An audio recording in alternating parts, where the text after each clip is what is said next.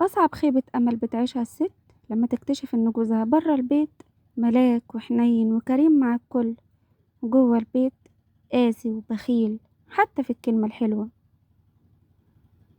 نوعية الرجالة دي بتعيش علشان المنظرة والناس تقول عنه جدع وشهم، يضحك في وش الغريب ويديله من وقته وفلوسه، وأول ما يدخل بيته الضحكة بتتحول لشرار والنقاش بيبقى خناق على أتفه الأسباب.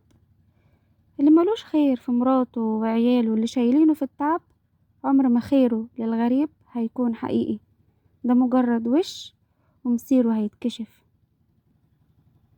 صادفتي في حياتك شخصية الجدع برا والناشف جوه دي قبل كده؟